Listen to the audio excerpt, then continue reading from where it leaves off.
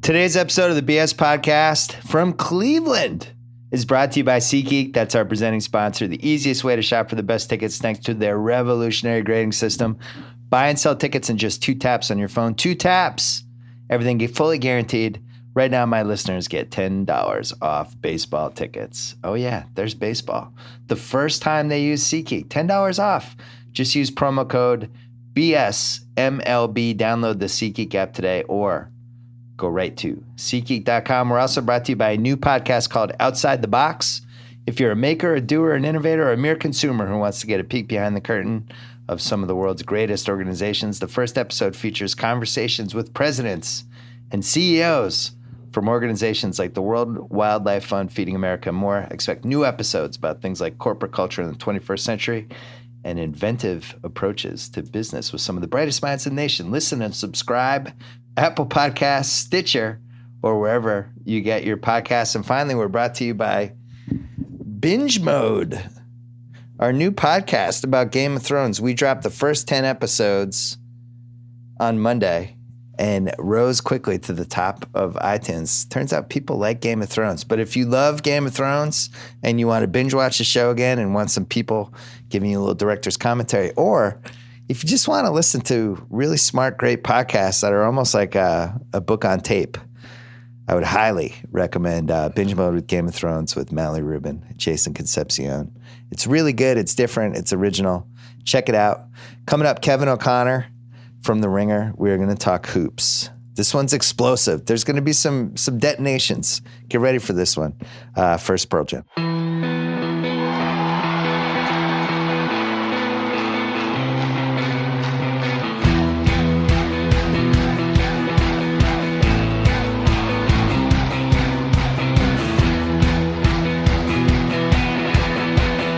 All right, Kevin O'Connor on the phone from The Ringer. He's been doing some great stuff for us. He was at the first 2 games of the finals. He is now in L.A. We've switched spots. So I'm actually in Cleveland and he's in L.A. We wanted to talk about all the stuff we've been hearing. Scuttlebutt. This is the Scuttlebutt podcast. Trying to discern which scuttlebutt is valuable, which scuttlebutt is not valuable. What we're going to do is we're going to discuss 11 to 12 stories, I can't remember the exact number because I can barely count, that have just been kind of circulating. What happens, Kevin, you went to the finals for the first time, game 1, game 2, and what happens is, tell the audience what happens. You show up 2 hours before the game, and what goes on in those 2 hours? See a lot of people talking, a lot of media talking, front office executives, a lot of gossiping about what's going on around the league. It's interesting to see happen. It's interesting to be a part of. You loved it, didn't you? Yeah, it was really cool walking in there for the first time, just seeing a mass amount of media there 2 hours before the game when it's usually empty. What it is it's a 120-person gossip podcast of people. Did you hear this? Did you hear that? What's going on there? What's going on this? One topic really, 2 topics really surprised me when I was hanging out before game 1 and just in general, just with emails and people I've been talking to. Two topics have surprised me. And what we're going to do is we're going to structure this so that you're going to have to listen to this whole podcast before we get to those 2 topics. We're going to split this up. It's like a dinner party. It's a gossip scuttlebutt. What should we believe and what shouldn't we believe dinner party? And we're splitting this up with appetizers, salads, and then the main course dinner, which is surf and turf. It's delicious. But the appetizers, we have 1, 2, 3, 4, 5.5 basically. So let's start here. Jerry West to the Clippers. People are talking about it. Mark Stein reported it. I did not believe it at first.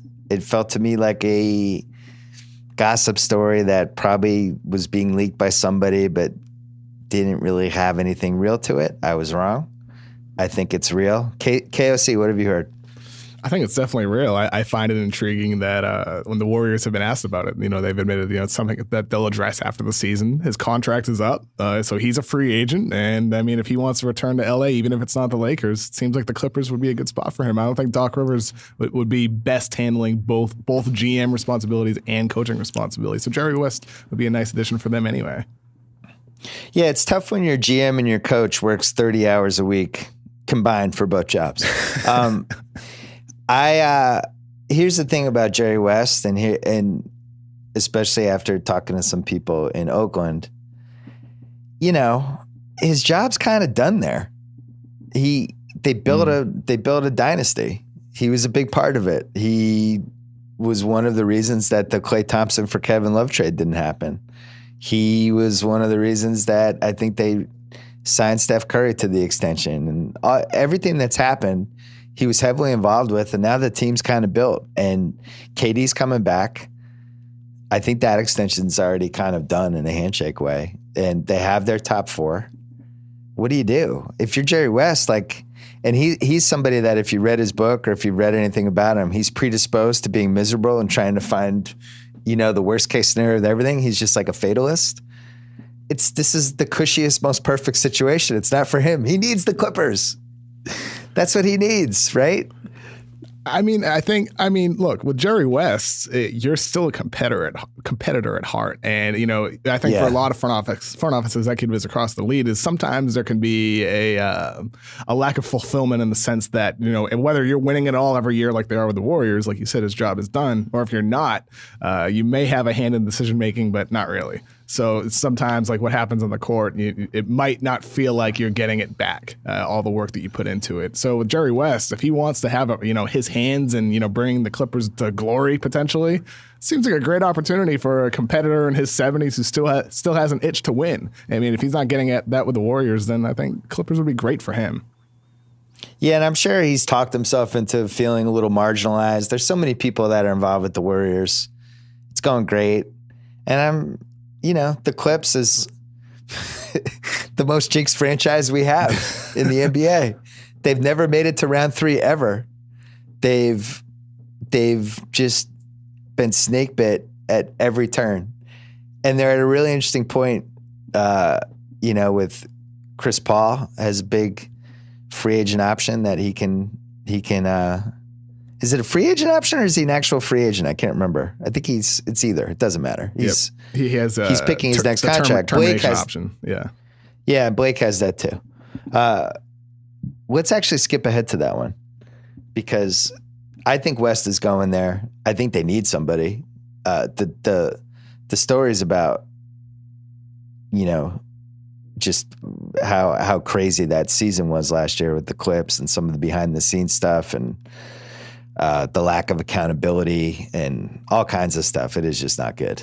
And, people showing up late for practices and game film things and not great. So it'll be a start if they have somebody who actually can devote their full time to picking the roster and things like that. 2 big decisions, one of which is another appetizer, Chris Paul to the Spurs. Oh, I never asked you. After each one of these, we're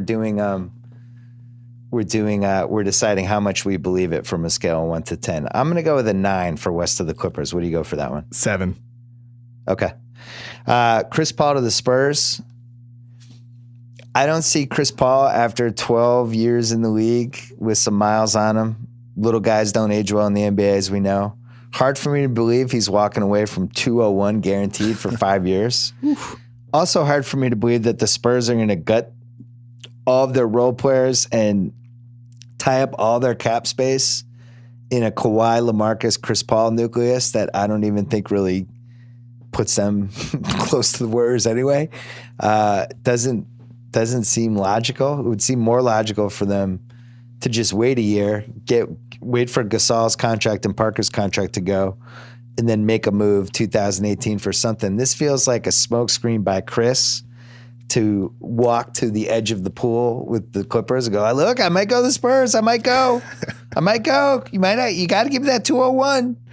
And then they do it and it's fine and he stays. I'm giving this one a 2 out of 10. What do you give it? So I think it is a negotiating tactic, but I don't necessarily think it's for the 201. I think it's for a no trade. I think he'll want the no trade on top of the 201 because look, I mean, the Clippers, a year from now, 2 years from now, you don't want to potentially be a guy that they move you. So if I'm Chris Paul, I'm doing everything I can to leverage my positioning to try to also get a no trade clause. Smart. And that's what happened to Carmelo. And now, look at him. He's doing terrible.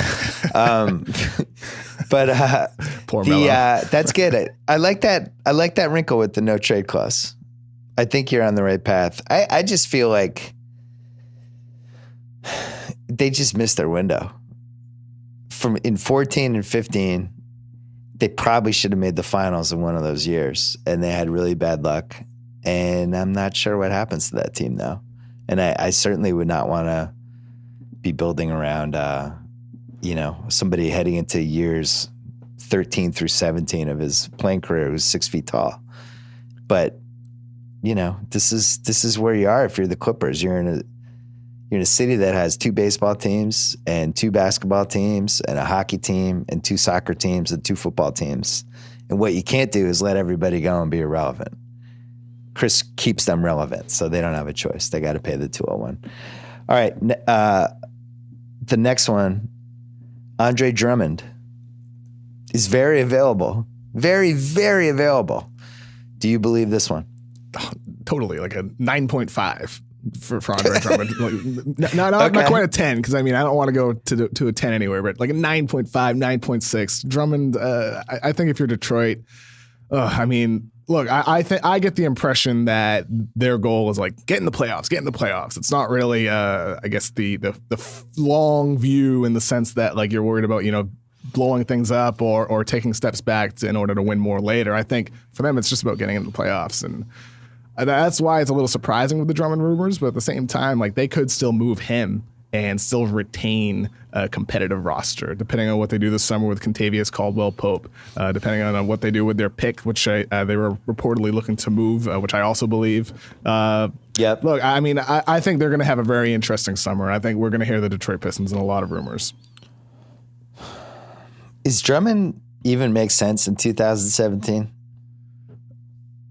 In some ways, but at the same time, if the final boss for the next 4 or 5 years is the Warriors, I don't know. I don't know if he is. And like we're talking about a guy who's like a 35% free throw shooter at the end of games in the fourth quarter. He's got some major flaws. Like that guy is a dominant rebounder and he can protect the rim. I feel like in a more high-powered offense, he'd be even more of a threat in the pick and roll, like a lob guy. But man, he's got some major warts too. And I don't even know, like if I'm another team, I don't even know if I'd want him necessarily because of the price that I think it would take. Maybe he doesn't get quite as much as people would think as a return. But if you're Detroit, maybe that's what it's about. It's just cashing out and reshuffling the deck. And I think there's ways for them to maintain their, average roster with moving Drummond. But more than anything else, I'm looking forward to seeing what they get in return. What do you think that they'll be looking for, Bill? I have no idea what he's worth. And I can't even come up with 3 teams off the top of my head that would be like, yeah, this is a great idea. Let's build around a center who almost can't play in the last 4 minutes of a game. It doesn't fit in with the pace and space, all this stuff that's going on now. And let's give up assets for this too. It's tough. This is somebody that, yesterday Dwight Howard was on one of the talking head shows saying how he's going to spend the whole summer shooting threes. Good luck. That's where we are. When that's the reality is that Dwight Howard realizes that to stay relevant and have a chance to win the title and to help his team, he has to learn how to shoot from 24 feet. I don't know what that means for Andre Drummond, but it's not good. I keep looking at the Nets because I think if the Nets get super creative this summer, they could be involved in a lot of different things. They don't have a pick next year anyway. It makes sense for them to take some chances. So I think like Lopez for Drummond, maybe with them taking on some other something. To take like another contract. Maybe Detroit gets rid of a contract with Drummond, something like that. Maybe get the 12th pick too, something like that. Yeah, or whatever. But that makes sense to me. It's got to be a team that's going nowhere that can roll the dice with Drummond on a different situation. He's not somebody that's going to come in and take a 500 team and push them into 50 wins, And I'm not even sure how many minutes he should be playing a game. Maybe he's used like how Milwaukee used Greg Monroe. Maybe that's his destiny. But we'll find out. I think Detroit, I'm with you. I think that 12th pick's available. 12th pick for Avery Bradley is an interesting one. Yeah, just throwing that out there. That one makes a lot of sense, especially with Contavious Caldwell-Pope, if they don't want to match the money he's going to get this summer. Because like the problem with Detroit is they have 3 guys right now making over $16 million who are I'll say they're quality players, but they're not necessarily the players that you're going to win with in the playoffs. Andre Drummond, Tobias Harris, Reggie Jackson, and then if you add a fourth on top of that, and Contavious Caldwell-Pope, I don't really know what you're doing.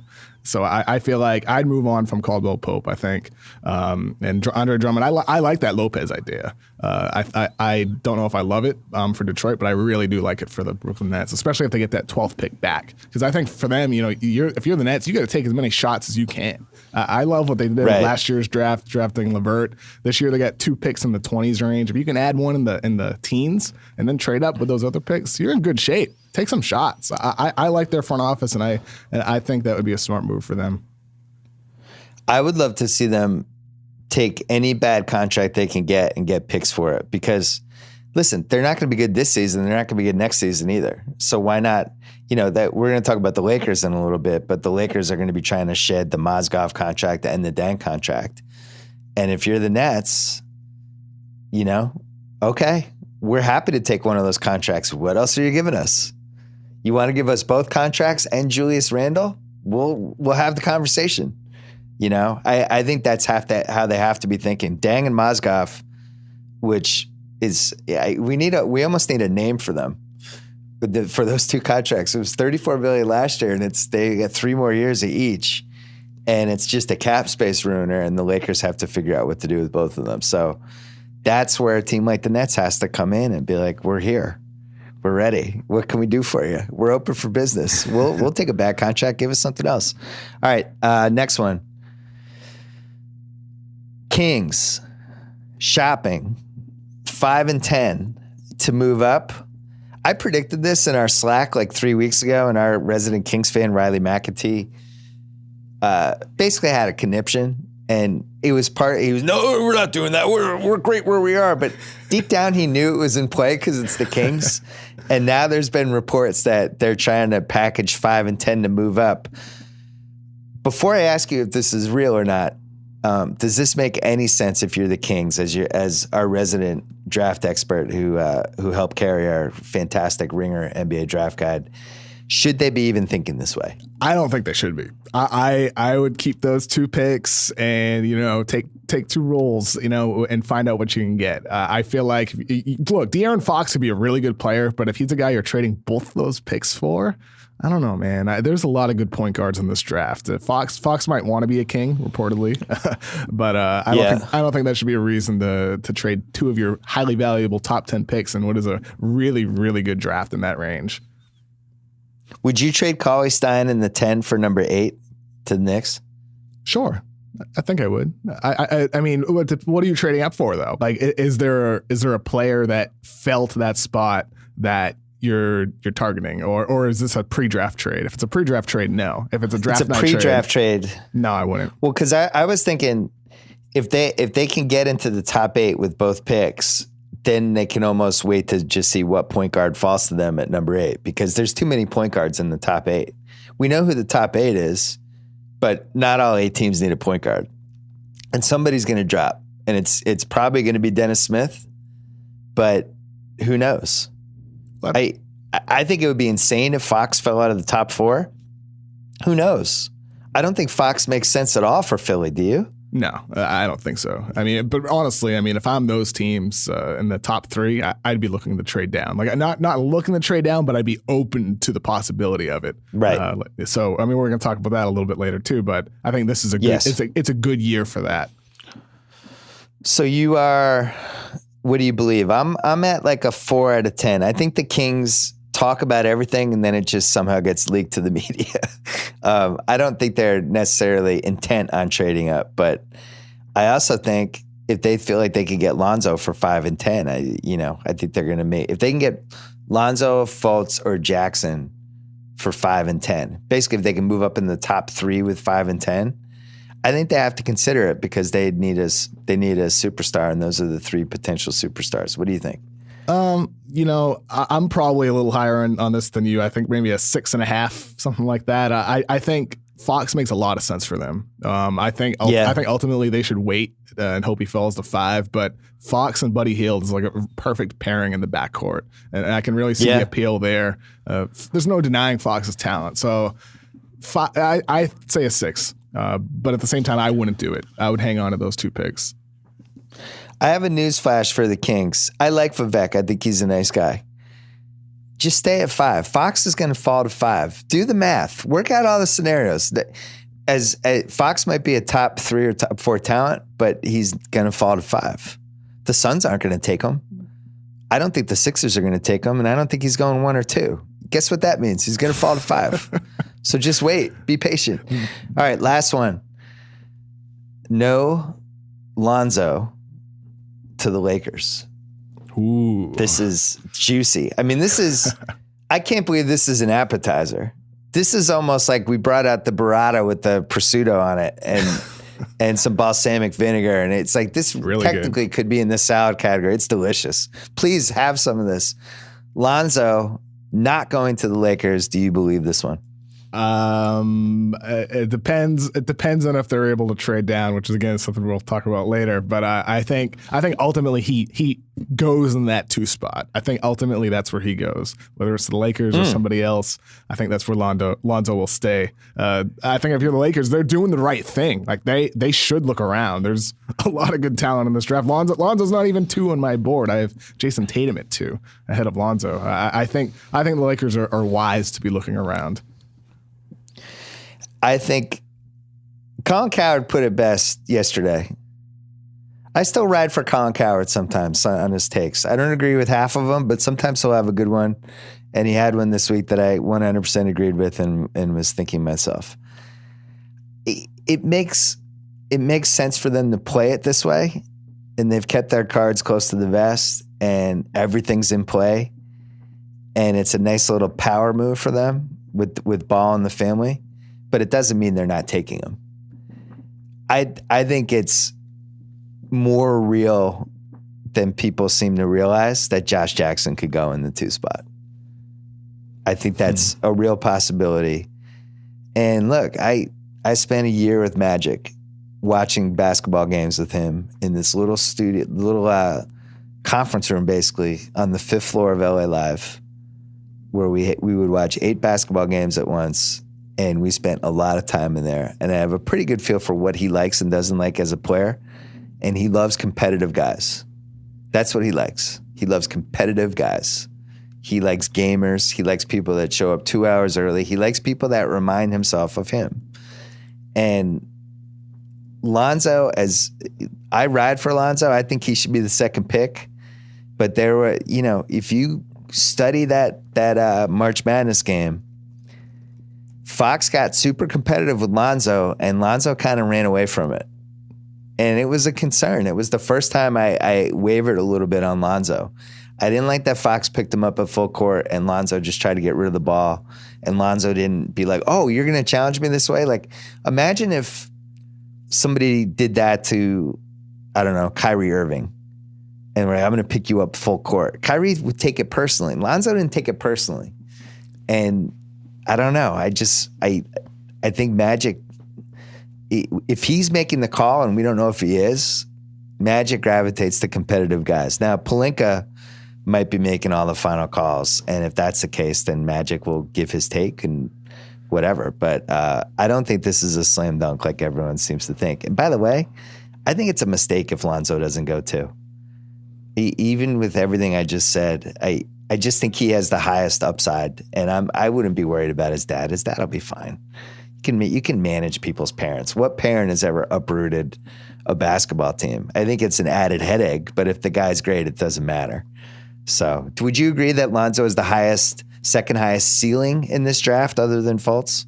I still have Tatum ahead of him, but with Lonzo, with a ceiling though, you think Tatum's ceiling is higher than Lonzo? Yeah, I mean, so with Lonzo Ball, like you mentioned, how he just kind of faded away in that last game against Fox. I don't know if it was as much, his mental makeup he faded away. I think it was just the fact that this is where my concern is with him. It's the one flaw that really sticks out is his ability to create off the dribble without a screen in the half court. Like we've talked about this, with Kyrie Irving. You mentioned him. his ability, he doesn't need a screen to create. Lonzo Ball isn't really a type of guy who creates off the dribble for you in the half court. And that was the problem for him against Fox. And that's where he needs to improve so much. He needs to improve his ball handling, needs to improve his first step. Like the thing that makes Lonzo so special is his ability just to get the ball and pass it right away. Like he's not a ball dominant point guard like a lot of guys are. Yeah.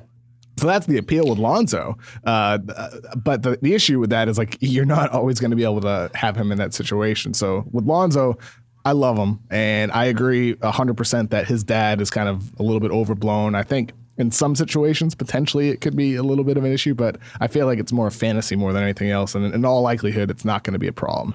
But with Lonzo, look, I think Josh Jackson would be appealing for them. I think Tatum would be appealing for the Lakers. I think Fox would be appealing if they would have traded down, but ultimately, I think it should be Lonzo. I think he's a right fit for the direction they're going. I think at the same time, I wouldn't trade D'Angelo Russell if you bring in Lonzo either. I'd hang on to both those guys for the time being, at least.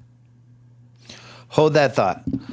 Let's talk about my old friend MeUndies for 1 second. Pride starts on the inside. Celebrate yourself with MeUndies. They make the ultimate feel-good undies with free shipping right to your door. Satisfaction guaranteed. Designed in LA. Every part of MeUndies made with micromodal of fabric 3 times softer than cotton. They're soft, stretchy undies come in an ever-changing array of colors and patterns. They believe in people feeling good and being themselves, which is why MeUndies is putting their money where their underwear is during Pride Month. For every pair of special edition Celebrate undies you buy during Pride, MeUndies will donate $1 to the Los Angeles LGBT Center. And if you need another reason to try MeUndies, they're offering 20% off your first pair and a satisfaction guaranteed that you'll love them or your money back. Head to MeUndies today, pick up a pair of special edition celebrity undies. You get a discount on awesome undies you'll be donating to an amazing cause. And to get that 20% off your first pair and your satisfaction guarantee, go to MeUndies.com/BS. Okay, Lonzo, quickly. The most fun situation is if he ends up on the Suns, which we're going to talk about later. But I really want Lonzo to go to a team that makes sense for him, for what he's good at and what he does. And I think he needs to be with a second guard that is one of those shoot first pseudo point guards, but not really, like Devin Booker, like Kyrie Irving, those type, Damian Lillard, those kind of guys who are ball dominant, but not the traditional point guards. And then Lonzo just fits in next to them and his passing fills in all the blanks. A lot like what LeBron does with the Cavs with Kyrie is kind of the shooting guard who handles the ball a lot, but is really a shooter, which Kyrie does for them. Although in this Warriors series, which I guess we'll talk about at the tail end of this, it's been weird to me that LeBron's had the ball all the time. I don't know why they haven't put the ball in Kyrie's hands more. It's strange. But anyway, Lonzo to the Lakers with Russell, I guess technically fills that thing. I just think defensively those two are going to get demolished. Not that Booker would be much better with Lonzo, but Russell and Lonzo, that could yield the first 100-point game, right? For somebody. that would be like their own version of Lillard and McCollum, potentially. Like if those guys reach their peaks like a worse version. Yeah, a worse version. If they reach their peaks offensively, it could be good, but defensively it would be problematic. Lonzo will be good defensively, though, to be fair. I don't think he'll be great, but he'll be good. Russell, I think, is really the concern defensively. Would you trade Russell for the 5th pick? Yeah. I like Russell a lot. That's one of my dudes. Like I don't think people should give up on him at all after 2 years. He's going to be a good player, but I like some of the guys that would be available at 5 more than I would like Russell, especially if you're taking Lonzo too. I think you get a really good forward at that spot. Even Josh Jackson, right? Jason Tatum, Jonathan Isaac. There's a lot of guys at that spot that if you're the Lakers, you can add one on top and really reshuffle your assets. What if the Kings say, we won't trade 5 for Russell, but we'll give you 8?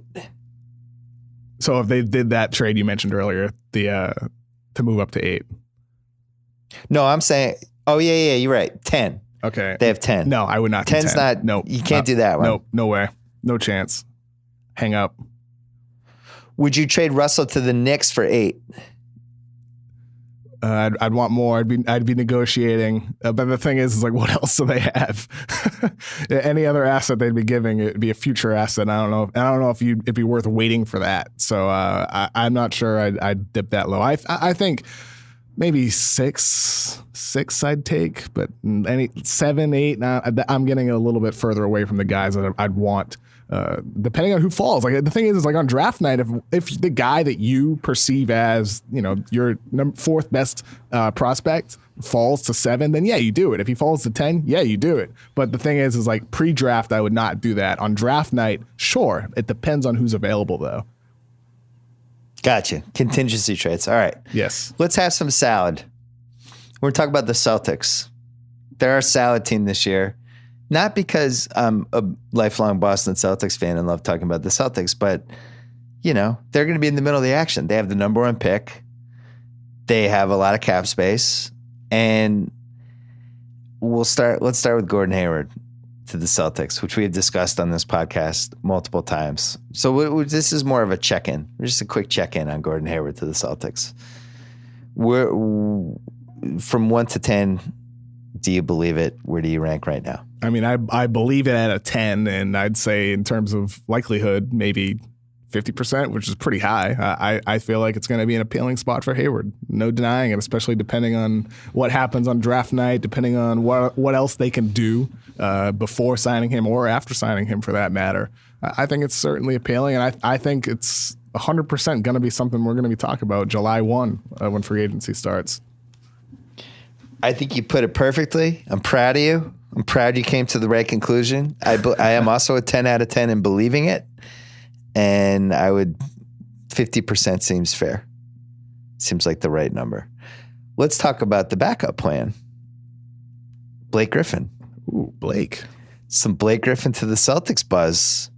Do you believe it? Where do you rank 1 out of 10? 1 to 10. I mean, I think the Celtics like Blake. I heard last summer, I think Doc Rivers might have denied it on Adrian Wojnarowski's podcast, but I think the Clippers were at least listening to offers for Blake Griffin last summer. I think they were probably listening to offers before last year's trade deadline too, in 2016. The problem is it's too late. It's too late to trade Blake. He's a free agent this summer, and even if he did want to sign and trade him, I don't know what kind of contract Blake is going to get this summer because nobody in his camp would probably want to hear it. But like that dude's injury history is really, really long. All the problems he's had with his left leg, then he had the knee problem in his right leg this year. All the random stuff, the back stress fracture, the right elbow staph infection. The guy's injury list is really long. So maybe if you're the Celtics, that works in your favor. Maybe you're more willing to give him a short-term max deal for like 2 years with a third-year option instead of the full 4 years. Or if you're the Clippers, maybe you're not willing to go to 4 years because, look, that's a risk. That's a risk with all the injuries he's had. No matter how great he is, I think he's unbelievable when he's healthy. The problem is the best ability is availability. And Blake hasn't been very available in the past couple of years. So maybe for the Celtics, you do view that as giving him a shorter term max deal. But I don't know. I don't really know what the Clippers are going to do with that either. Would you give 3 years, $85 million to Blake? No options? No fourth-year player option? No options. I'm on the boat for 3 years with Blake for $85 million or whatever. Boy. So Hayward's off the table. Re-signed in Utah. I'm saying Hayward's off the table. Hayward says, look, I'm flattered. I have to stay in Utah. I like it here. I don't think I would, but at the same time, that's a really hard thing to say no to because Blake is so damn good, and I want to see Blake on a team where he plays small ball 5. I want to see him running more point. I know he averaged like 7 assists per game with the Clippers, but I think he's capable of more playmaking. I think in a different situation, he could be really special if he was your point center. I wrote an article last August, so I think it was the first thing I wrote for The Ringer, just about does Blake Griffin have another gear? And I think he does. Yeah. The problem is can he be healthy enough to get to that gear? So look, 385 is really appealing, but I'd prefer an option in that third year, and that's what I'd be pushing for, a team option for that third year. I don't know if his camp would take it. I don't think it's enough, but that's what I'd be pushing for and what I'd prefer. Here's how it'll play out. I mean, this is all hypothetical, and now we have a hypothetical off a hypothetical, but I think I don't think they would go 4 years for Blake. I think the Clippers have no choice, and the Clippers are just going to be stuck with $201 million for Chris, and then 4 years max for Blake. And maybe the attitude is you sign him and then you figure it out in December.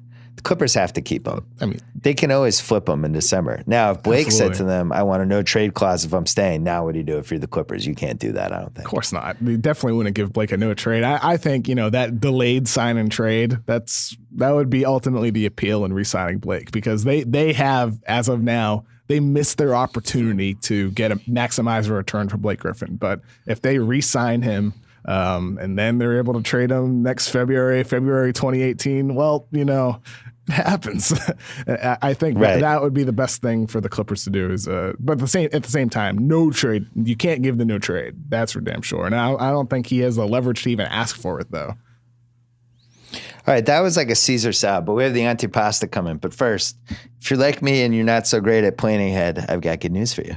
There's an awesome app called Hotel Tonight that helps you find amazing hotel deals at the last minute. Unlike flights, hotel rates usually get cheaper at the last minute. Hotel Tonight helps hotels sell their unsold rooms, allowing them to pass those deals along to you.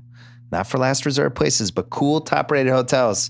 They have over 15,000 awesome partner hotels in 36 countries, perfect for a spontaneous getaway or a staycation that you've wanted for a while. Have you noticed staycation has become a word, Kevin? Yeah. Staycation's now a thing. I don't totally understand it, but yeah, I'm into it. Staycation. Hey, if your favorite sports team made the NBA Finals and are about to get swept, and you want to get into Cleveland or about to sweep somebody in the finals, and you want to get to Cleveland to see it, try a Hotel Tonight. That's the app's name. Book up to a week in advance. All it takes is 10 seconds, 3 taps, and a swipe. Get in on these killer last-minute deals. Download the Hotel Tonight app now. All right. We've had a lot of food already, but now the big stuff's coming. Now the big guns. We said big antipasta salad with it's got a whole bunch of stuff. That's this next topic. I'm shocked by how many people. I wasn't even at game 1 for that long. I was shocked by how many people asked me this. I'm shocked by how many people are texting it to me. I didn't expect it. I don't know how I feel about it, but let's just come right out with it. Around the league, people are really fascinated whether the Celtics are going to trade Isaiah Thomas this summer. This is a real storyline that everybody is talking about. And it's just startling when you think about the season he had, how much people love him, the fact that they made the conference finals, the fact that he's coming off a historic offensive season. I think he has a chance to even get a little bit better, assuming his hip is 100% healthy, which we don't know. He's under the best contract in the league, and they're only paying him like $7 million next year. They don't have to worry about an extension for him for a year. I think he could play really well with Markelle Fultz potentially. And yet people keep asking, what are they doing about Isaiah? Are they trading him? They're going to trade him this summer, right? Is this smoke or fire?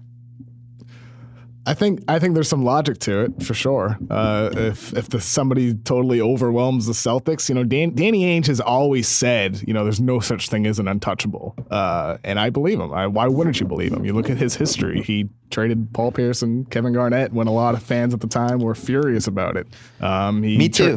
I was one of them. First trade was Antoine Walker years ago. That was, I think, the first move he made, trading a fan favorite in Antoine. He's not afraid to make big moves that go against what fans want. Don't sleep on. He traded the number 5 lottery pick in 2007, which was in the moment bizarre. It was like, great, we have Ray Allen and Paul Pierce. What is that? That's 44 wins next year. That gets us nowhere. Why are we doing this? So yeah, I agree with you. If somebody is going to overwhelm them for a 5'9" point guard coming off a major hip injury that's about to demand a max contract, then maybe you think about it. Isaiah is unbelievable, and I can't recall a time in my lifetime where a person who scored 29 points per game was involved in should they keep him or should they trade him after the season so quickly like it's been for Isaiah. I think if you sign Hayward and you're able to do some other nice stuff, you keep IT.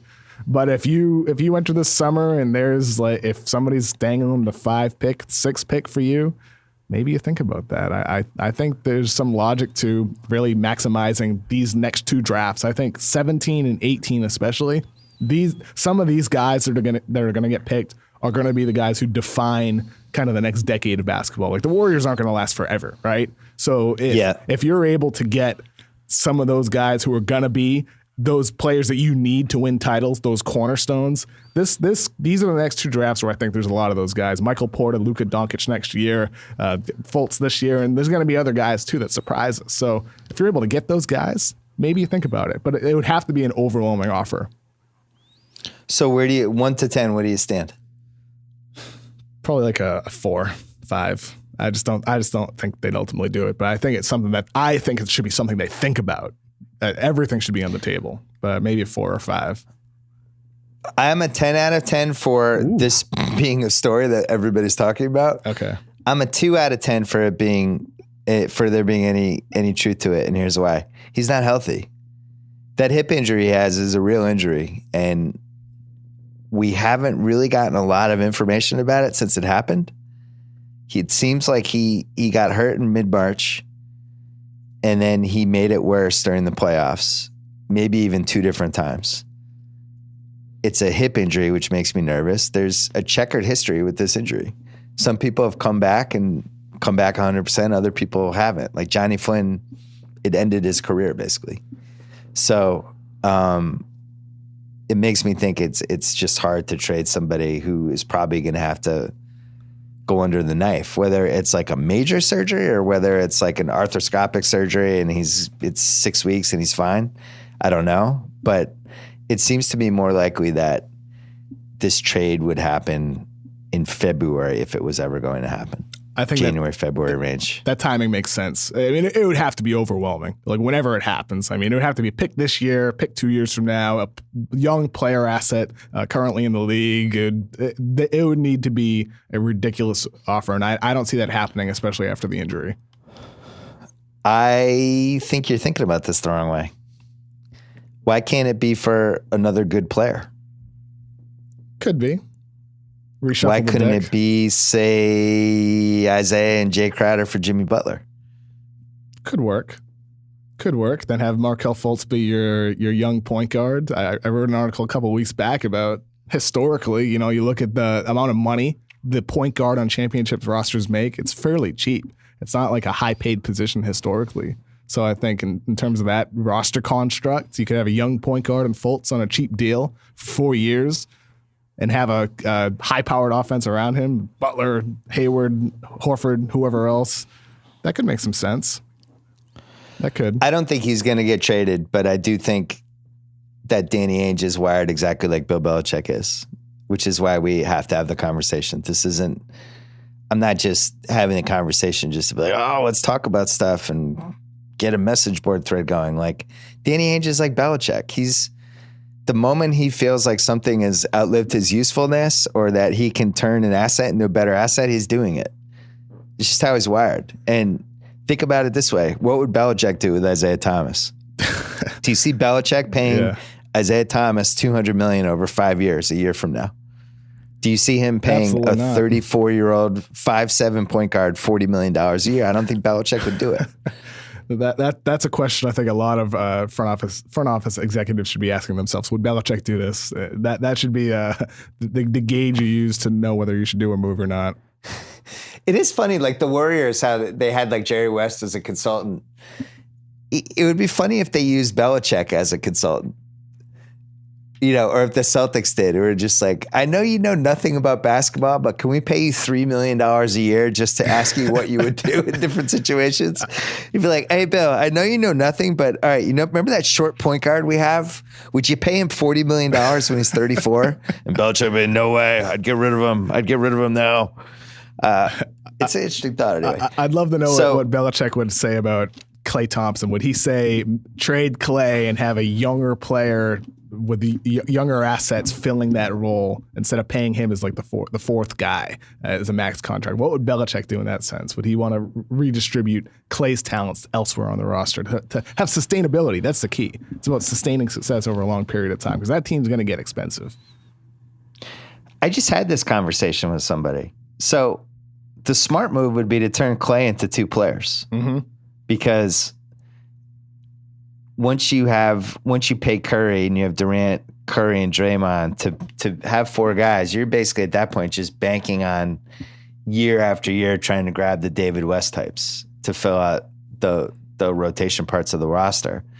And if you could replace Clay with a much cheaper shooter and then pick up a second asset, you have to think about it. I just don't know what that trade is and how many guards you could find that could shoot threes and stretch the floor like Clay does. It's not a common thing. Like, hypothetical, I don't think this would ever happen. But let's say the Celtics said, we'll give you Avery Bradley and next year's Brooklyn pick for Clay. Depends on the money Bradley's going to get, because he's going to be costly too. Right. So you're renting Bradley for a year at a cheaper price, which saves you for a year, but then ultimately you're going to have to pay him too. So then the hope would be, well, then we'll have that draft pick and we can turn that into something. It's too risky. So I don't know what the right trade is to turn Clay into two assets, but on paper, that's what they should do. They should be trying to turn him into multiple pieces, because it's just too hard to pay the four. I don't think they're going to do that, and they'll probably just bank on the goodwill of all the veterans who want to play with them. All right, we're moving to dinner. All these three things are connected. The first one is Paul George. This one's all over the map. I don't even know how to pigeonhole this into a question. I've heard that he's staying for a year because he's smart enough to know that if he makes the Lakers trade assets for him now, that just hurts the team he's going to, a la Carmelo in 2011. Why would he do that? Just ride it out with Indiana for a year and then sign with the Lakers. And I've heard the opposite. I've heard he just wants to go there now and he doesn't care if they have to give up assets. He just wants to go. What have you heard? What do you think? What do you believe? So at the trade deadline, I thought the Pacers were wise to wait till the summer. Because depending on who won the lottery, there could be a team, that's able to, overwhelm them. And I thought there might be more suitors available, but I was wrong. I think it's the opposite, because of the rumblings that Paul George wants to go to the Lakers next year or this summer, whatever it is. I don't think teams are willing to take that risk. If you're going to trade a hell of a lot for him, you're not going to do it, because the chances are he's going to leave next year, whether it's to the Lakers or to a winning organization. So if you're Phoenix or you're Sacramento or Orlando, any team with a pick in the top 10, you're not going to take that risk. And if you're Indiana, if the price is low for him, like let's just say it's I don't want to put out like names necessarily. Well, let's just say it's an offer that you look at and say, why would the Pacers do that? That's exactly what you're saying. It comes to the point where Indiana would be better off hanging on to him and hoping that they can build a winner around him rather than just taking what they can get.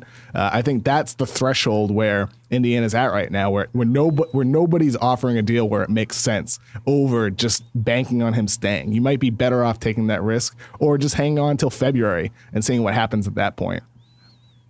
So if Paul George made the All-NBA this coming season, wouldn't that flip how much they could offer him as a free agent? Yeah, and that could happen next year too. Like he could be named to All-NBA next year and then be able to sign that big max deal. Yeah, he could be second team All-NBA next year, and then they could offer him another 15. I would keep him. Do you think that would be enough though? Do you think that would be enough? Like, is the money so overwhelming? I feel like that might be a little bit overrated in certain situations. It might be, but it's better than the situation they're in now, because I think the Celtics are smart enough to realize that it's too risky to trade for him, because the rumors are so strong about him in LA that it's too risky. You're not giving up a defined, guaranteed, awesome asset for somebody who could just split in a year. I think the only way he could do it is if he guaranteed he would stay, but how do you even guarantee that with a year to go? Yeah, well, I don't trust a wink. One thing, listen, everything we're doing on this podcast, this is like if Kevin and I were shooting the shit in the phone and we're just taping it for a podcast and we're just talking about things we've heard. If we say that we've 100%, I've heard this and I'm reporting this on the podcast, we'll say it. I'm just talking out loud. If the Cavs get swept and I'm Indiana, do I try to get Kevin Love for Paul George? And basically the Cavs rent Paul George for a year and get out of Kevin Love's contract anyway, because if LeBron leaves after next season, which we're going to talk about in a second, they go all in for one more title. And if you're Indiana, you lock down Love and you get a real guy for him. So interesting thought, right? Yes. So the funny thing is like someone who I've talked to about LeBron leaving texted me yesterday, and we were talking exactly about this. Like, if you're the Cavaliers, would you try to flip Love for George for a year? So it's funny that you bring that up. He was just, speculating as well. It wasn't like anything he's heard or anything. It's just, this makes sense. And it does make sense. It makes a hell of a lot of sense for both teams. I don't know if you're Indiana. I don't know if you'd want Love over like younger future assets, though. That's where I keep going back to is, would you rather have 28-year-old Kevin Love, who's suffered some knee injuries the past couple years, who's going to be a free agent in 2019, or would you rather settle, not settle, but would you rather have those younger assets, or would you still rather hang on to Paul George and hope he resigns if he gets that All-NBA next year? I don't know if I'd do it if I was Indiana. If you're Cavaliers, 100% you do that. That's for damn sure. But I don't know about Indiana. All right, I'm going to give you two questions. Paul George is on the Pacers on July 15th. Where do you rank that one from 1 to 10? 7. That's where I'm at. Okay. Paul George is traded before the NBA draft on July 24th, or June 24th, whenever it is. Where do you rank that one? A 2.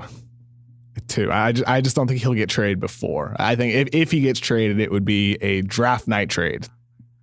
Draft night trade, okay. But that would be if it's the Lakers. If it's like the Celtics, I don't think it would happen until after Hayward signed because of the order of operations that would be necessary to make it happen. I don't think that would happen anyway, but if it were to happen, I think those two situations are when the timing would have to be.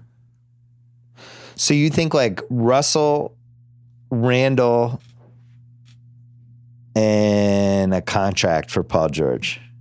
I wouldn't do not the number 2 pick. I wouldn't do that. Not the number 2 pick. I'd hang on. I'd wait. I know.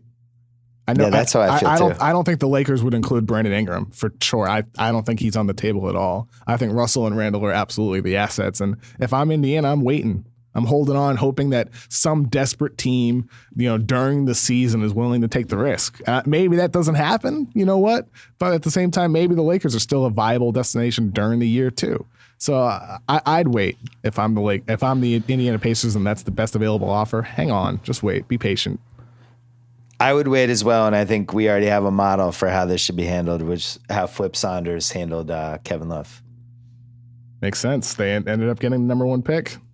Yeah, he waited. He didn't like any of the trades. He waited, and then it happened. All right, quick break to talk about Movement, started by 2 broke college kids that wanted to wear stylish watches but couldn't afford them. Movement watches, founded on the belief that style shouldn't break the bank. Kevin, how much I love people that start from scratch, since that's a million years ago. That's what I was doing. I started my own website. You were on your own. You were producing your own draft guide, all that stuff. So we identify with the Movement watches guys. By selling their products entirely online, they're able to cut out the middleman and the retail markup in order to provide us with the best price possible. Watches starting at just $95, a fraction of what department store brands typically charge. Revolutionary prices, along with Movement's classic design, quality construction, style, and minimalism, has led to over 500,000 watches being sold in over 160 countries. They sent me one. It's spectacular. Movement watches make great gifts, whether you're celebrating a grad or your dad. Father's Day's coming up. Movement is the perfect place to shop. Go to mvmt.com/Bill and get 15% off today, plus free shipping and free returns. That's mvmt.com/Bill. Join the movement. Hey, guess what? Our entrees are here. Oh boy. It's time. LeBron. It's time. So there's a lot of buzz about, will LeBron end up finishing his career in Cleveland? It's been discussed. It's been whispered. It's been discussed some more. it's a topic that is happening. Jalen Rose, my buddy, was on First Take today talking about it. He was on First Take with a crowd of Cleveland fans surrounding him and turned around and said to them, I don't think LeBron is going to finish his career in Cleveland. I think he's going to finish his career for a California team. And then he was like, that's not the Clippers, the Kings, or the Warriors. So basically he's saying the Lakers. So just here's what we know. We know LeBron has a $20 million house in Brentwood. We know that LeBron's empire, which isn't really an empire yet, but all the media stuff that he's doing and his production company is based in Burbank. And we know he loves and respects Magic Johnson. So that's really all the information we have.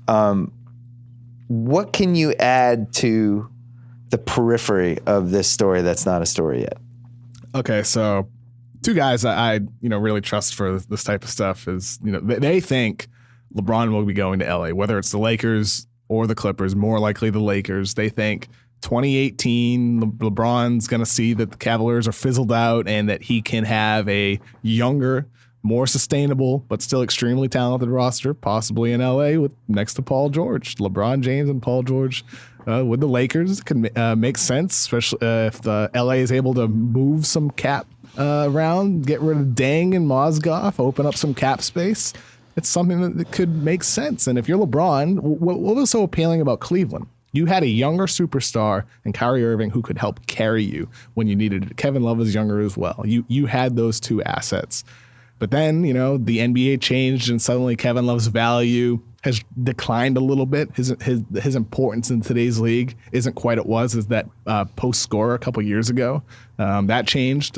They signed J.R. Smith and Thompson for a hell of a lot of money, which kind of crippled their ability to add players on the back end of their roster. We're seeing that now in the finals. They're all offensive matchups, can't defend. They're all defense matchups, can't score. The roster construct is a problem. That's the inherent issue with them. So if you're LeBron and all you care about is championships, you're looking at the Lakers, and they're a team who could have a young rising superstar in Brandon Ingram on top of you and maybe a guy like Paul George and whatever else they add. How's that not super appealing? And that's the sense I get. And one other thing, Bill, that I think is worthy of pointing out here is at the Sloan Sports Analytics Conference, David Griffin was on a panel with Bob Myers and Masai Ujiri from the Toronto Raptors.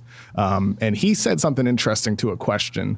Basically, he was talking about how they traded that top 10 protected 29 first-round draft pick for Kyle Korver. And he said, quote, I'm reading this right here. He said, quote, "It may not look good on the books moving forward, and people may say, oh, my God, they mortgaged their future. Well, if LeBron and Kevin and Kyrie are gone and we become a lottery pick, we'll have those picks because they're protected."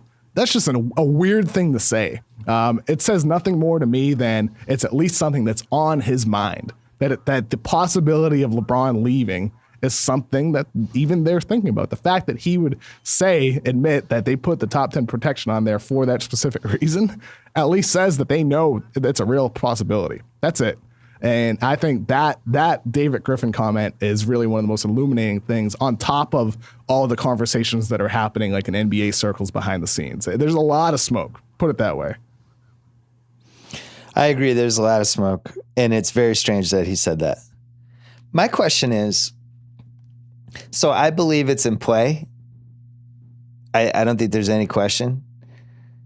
I just think he's better off in the East if he wants to keep winning titles. Like you talked about the Lakers, Paul George. Well, Paul George, is not as good as Kyrie Irving and certainly does not have the big game resume that Kyrie Irving does.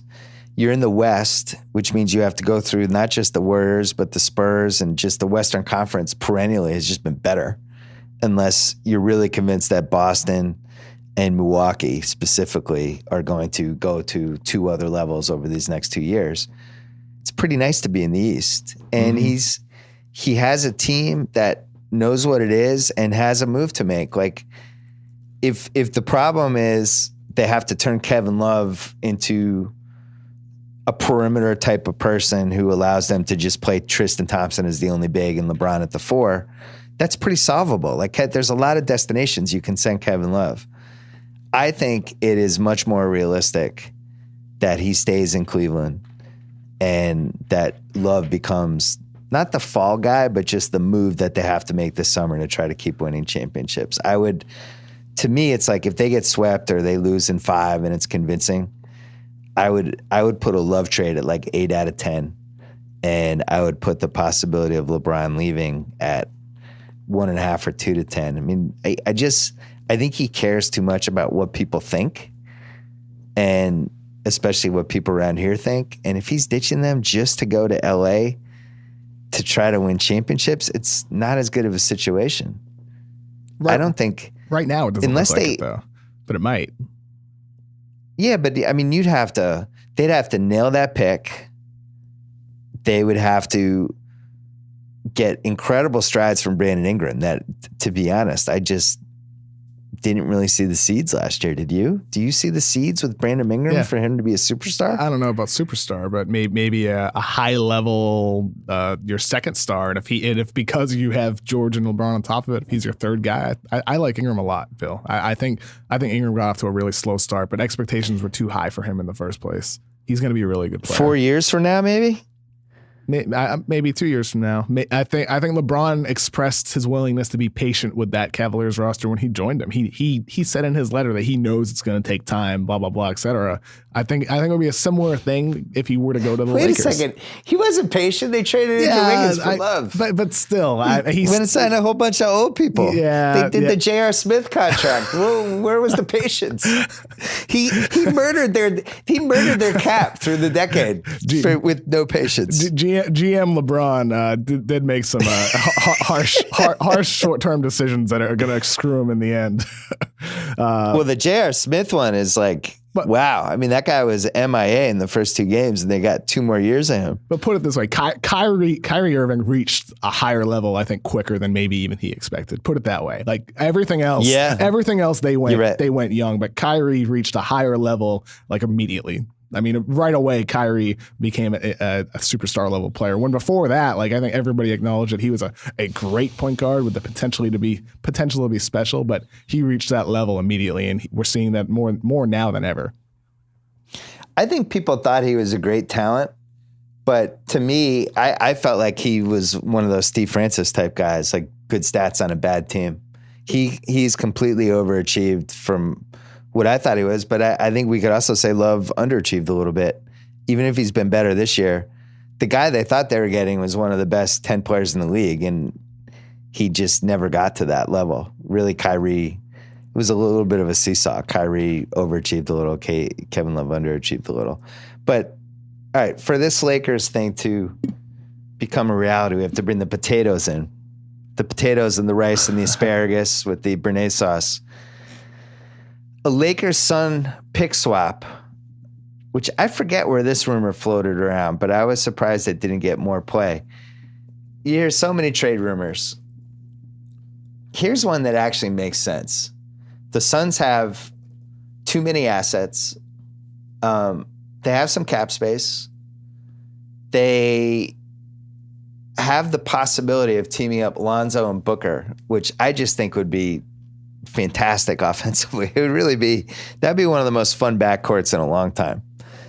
And, you know, if you're the Lakers, you have to get rid of the Mozgov contract and the Dan contract. Now, conceivably, you could get rid of one and then stretch the other to create some space, but you have to get rid of at least one. If the Lakers move backwards 2 spots and dumped one of those contracts on Phoenix, and Phoenix moved up those 2 spots, grabbed the contract, and got Lonzo, doesn't everyone win, or am I crazy? By the way, this is conjecture. This is just me looking at all the rosters, trade machine, and playing off what that swap could be. But doesn't that trade make sense? It makes sense if you perceive that Lonzo isn't your guy at 2. You can't be doing that with the slimmer hopes of hoping for LeBron and George next summer. It needs to be that you need to be looking at that deal independently, and everything else needs to be like the cherry on top, essentially, right? So you do need to move those deals. You're thinking Lonzo's not. We're not totally convinced on Lonzo at 2. We think we can get somebody awesome at 4. Absolutely, we get a chess piece, and we need to clear space because we think we have a real chance at LeBron in a year. Yes. So it would be the type of thing where, like, we want to take Fox at 2. We want to take Jackson at 2, but we know he'll be there at 4. that would need to be the logic behind the deal. And then everything else on top of that is, the extra sauce to make that deal 100% worth it. Because you do need to move Deng and Mozgov. And I think it would be a little bit easier for them to do that this summer, more so than next summer, because you don't have your pick next year. So you lose out on that asset that you could package in deals. So I think if you're the Lakers, move on from them as soon as you can. Get rid of Deng, get rid of Mozgov. Even Jordan Clarkson, to an extent, he might be a guy that you could potentially be moving to. Yeah, and teams would take Jordan Clarkson. I still don't. He's a good player. Yeah, you like him way more than I do. I don't know if I like him a whole lot. I don't like paying $12 million. I like Clarkson though. I think at his price point, like $12 million, that's fair. I just don't like it. I feel the same way about, Jamal Crawford, Austin Rivers, who I'm in the minority of. I really actually think Austin Rivers is a valuable bench guy. I just don't like paying $12 million for a guard. Yeah, I did second team all D. I don't love paying $12 million for a guard that can't start for me. It's one of my rules. I just feel like I can get guards. Guards are available. You can get guards every year. So anyway, the Lakers would have to clear some space. They would have to make it so that summer 2018. What's their pick situation? It's like top 1 protected this year. They're basically going to lose their pick. Yeah. So next summer, next year. Yeah, next summer. They're losing next year's. It's gone. No pick. It's next gone. Year. Yep. No pick. Phoenix. So Phoenix gets that pick next year.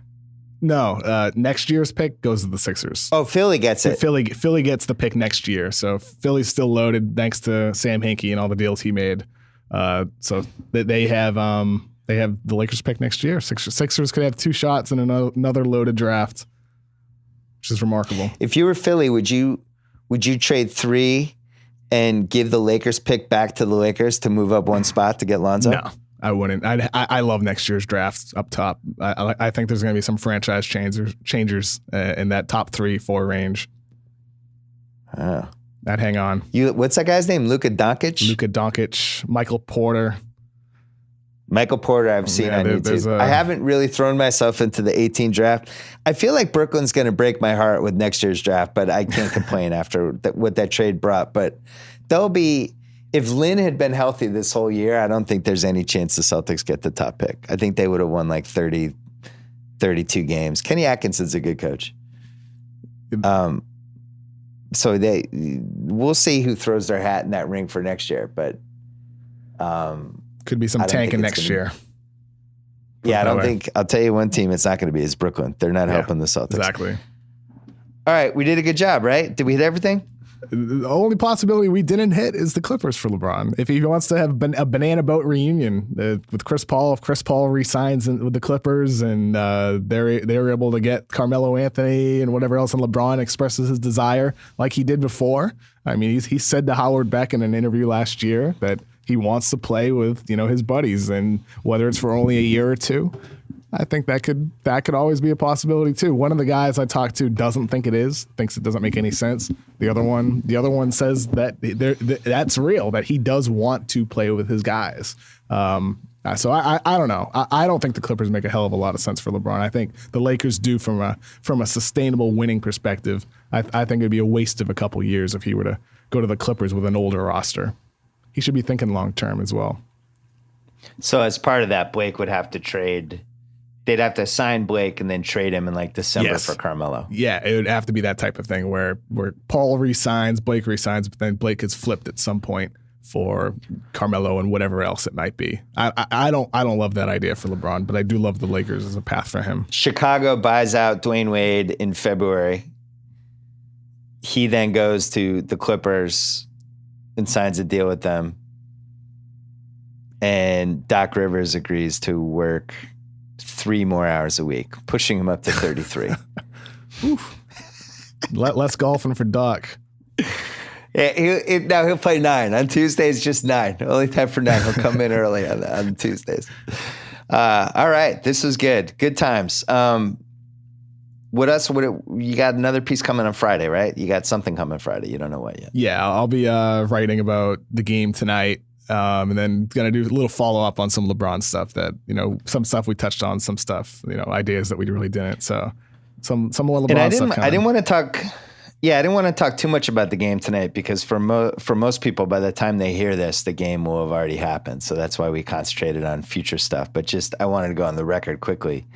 I fully expect a monster LeBron game tonight. And for this reason, he just spent the last 2.5 days listening to conversations about how is KD the best player in the world. That came too quick. Yeah, I don't think he enjoyed that. LeBron claims he doesn't hear anything, but LeBron hears everything. And the storyline coming out of game 2 was, wow, is KD the best player in the world? LeBron's going to be home. His role guys will show up because guys like JR are better at home. Role players in general are usually better at home, although their game 3 performance against the Celtics was pretty bizarre. But I just feel like the energy in that building is going to be there. I would not be surprised if Kevin Durant, they just immediately whistle him for 2 fouls a minute in. Just like, foul. Wait, what did I do? I'm just standing here. Foul. Oh, another one technical. You have 2 fouls. I think if there was ever a game for them to call, LeBron's like Wilt Chamberlain and Shaq, like where you could call the other team for 40 fouls against LeBron, or you could call them for 8. And if there was ever the type of game where they're going to be calling every tic-tac everything, it would have to be this one. But the thing that shocks me, by the way, that was all conspiracy talk right there. The thing that shocks me about this series, though, really super quickly, Ty Lue going fast and it not working in game 1 and then them doubling down on that strategy in game 2. I'm just mystified by it. I don't know. It's the exact opposite of what I would do. I just feel like they have to slow it down, save LeBron for all 4 quarters, make it an ugly game, make it a game with no flow, make sure that it's not a track meet because the Warriors are so good in chaos. They're basically trying to beat the Warriors at the brand of basketball that the Warriors are the best ever at. And I don't get it. I don't understand it. I'm stupefied by it. Were you as dumbfounded by it?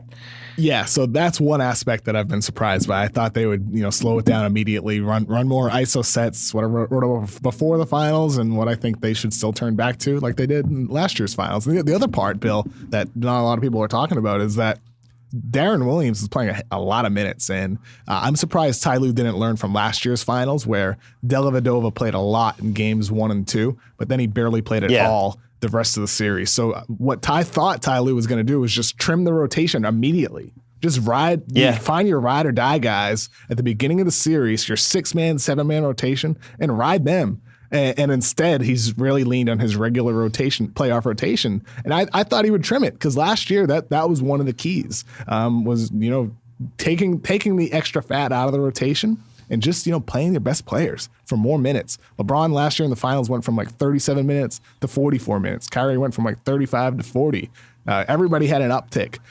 Tristan Thompson went from like 25 to 35. That's what they need to do. I mean, it's hard to ask LeBron for more, but you kind of need to. And I think that's what it comes down to. Well, and you have to protect him with the style you're playing. I was shocked they didn't do it in game 2 because they had the rest of, Monday rest, Tuesday rest, Wednesday game 3. So they could have conceivably just played 6 guys in game 2 and done it that way. And they did not. They doubled down on their bizarre game 1 strategy. I thought they were smoke screening after game 1 where they're like, Kyrie's like, look, man, we got to play even faster. I'm like, okay, Kyrie. Yeah, okay. Good rope-a-dope. We know what you're going to do. And then instead they came out and tried to play fast. I just think it's just self-sabotage. You can't beat the Warriors doing that. The way you beat the Warriors is how you beat them last year, with a really ugly game where you get a lot of rebounds and it's clumsy and it's ugly and it's ugly and it's super ugly and it gets uglier and uglier, and the Warriors can't get into their flow because they can't get a hold of the pace. So maybe they'll do that tonight. We'll see. What's your prediction for tonight? Cavs lose. Warriors go up 3-0. I feel a lot. I think LeBron's going to have a big game, I think, but I still think ultimately Warriors are on a way higher level. And I think even after the first two games, Warriors can even get better too. They aren't even playing at their highest level. Man. That's the scary part, I think. Game 1, they missed a ton of wide open shots. Game 2, they were too sloppy. Too. Yeah. Game 2, they're too sloppy. I think Kyrie has, in Game 3 or Game 4, we'll have one of those crazy Kyrie, hold on, Kyrie's going off kind of runs. It's just that law of averages. And it still might not matter. But I really think the Cavs are going to win tonight. When I saw that the Warriors were favored by 3, I was like, oh my God, this has all the makings. I would pick at gunpoint. My life depended on it. I would pick the Cavs, and hopefully would not end up, anyway, I'm expecting a great one, because let me tell you something. If the Warriors win tonight, Game 4 is going to be anticlimactic, and then we'll go into the weekend with no more basketball. How much would that suck? We need the Cavs to win tonight. More draft talk if we get if sweet more time for draft talk. Jesus. But I want a series though. I want a series. I want some fun games. I want this to be close. It needs to be close. All right, Kevin O'Connor, thank you so much. Thank you, Bill. Last note. Somebody who worked for the NBA who was a big part of their family and was just a great guy, Todd Harris. He passed away this week, suddenly, unexpectedly. He's right around my age, actually. And he's just an awesome guy. And you'll see something, I'm sure, about him tonight. But was just an impactful guy with the NBA and was on the inner circle of a lot of stuff and was there a long time. I've gotten to know the NBA, the inner circles of it. And, it's not a ton of people, and it's a lot of people that have been there for a long time. People that have been there from 1987, 1988, 1989, 90. It's one thing that they've been really, really good at is finding good people, keeping good people. He was one of the good people. I think he'd been there for 22 years. He was involved on the broadcast side, and then eventually the scheduling side too. And was just a great guy. And, you come to the finals. Kevin went to his first finals this year. I've been to a bunch, and you see the same faces every year. It's always great to see them. It's literally a family. It's like one of the, I hate that cliche sometimes in the wrong hands, but I think the NBA is definitely a family, and you see all these faces all the time, like, hey, and a lot of those. He was one of those faces for me and for a bunch of people. So it's going to be a tough week. I think tonight's going to be tough from that respect, and I'm really feeling for the NBA people because you can see it. I'm staying at the hotel that they're at, and really, really rough week for the league. So anyway, want to say rest in peace, Todd Harris. Best wishes to your family. Best wishes to the NBA. And hopefully we'll get a great game tonight. That was it for the BS podcast. Thanks to Kevin. Thanks to SeatGeek. Don't forget to subscribe to the Binge Mode Game of Thrones. And we're going to be back with another podcast probably Friday morning. Until then.